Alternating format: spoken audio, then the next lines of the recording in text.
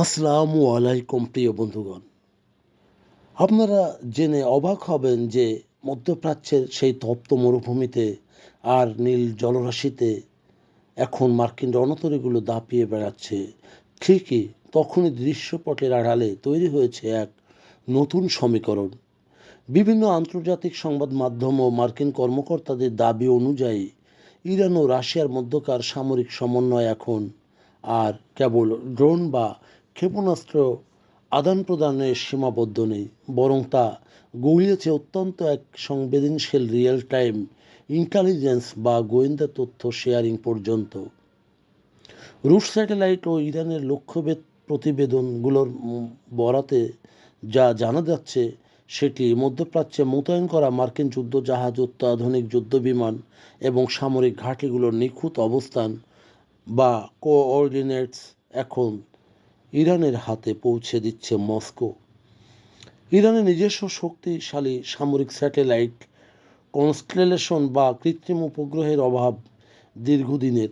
রাশিয়ার উন্নত satellite surveillance system বা নজরদারি ব্যবস্থার মাধ্যমে প্রাপ্ত তথ্য এই শূন্যতা পূরণে সহায়তা করছে। এর ফলে মার্কিন বাহিনীর অবস্থান, তাদের সশস্ত্র মজুদাগার শনাক্ত করা এবং প্রয়োজনে সেগুলোকে লক্ষ্যবস্তু বানানো ইরানের জন্য আগের চেয়ে সহজ হয়ে উঠেছে। রাশিয়া ইরান অক্ষের কেন এই সংহতি, কেন এই একতা? রাশিয়া ও ইরানের এই ক্রমবর্ধমান ঘনিষ্ঠতাকে বিশ্লেষকগণ দেখছেন বৈশ্বিক শক্তির ভারসাম্য এর এক নতুন রূপ হিসাবে।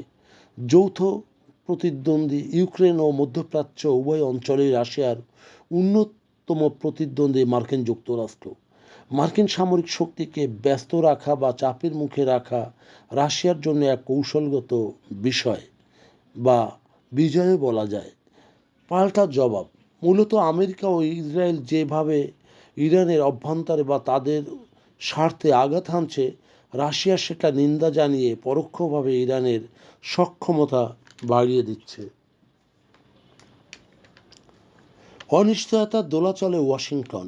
যদিও মার্কিন কর্মকর্তারা এই গোয়েন্দা তথ্য আদান প্রদানের বিষয়ে নিশ্চিত, তবে একটি প্রশ্ন এখনও অমীমাংসিত।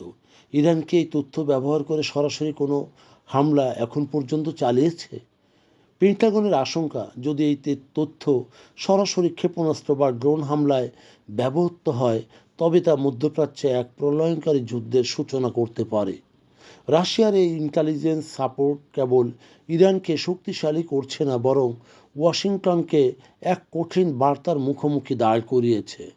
মধ্যপ্রাচ্যের আকাশে এখন কেবল আমেরিকার একক আধিপত্যই নেই, সেখানে রাশিয়ার ডিজিটাল চোখ সমানভাবে দাপিয়ে বেড়াচ্ছে। প্রিয় বন্ধুগণ, যদি আমাদের এই তথ্য গল্প আপনার ভালো লাগে তাহলে লাইক এবং শেয়ার দিন, এবং আজ আমাদের সঙ্গে থাকার জন্য ধন্যবাদ।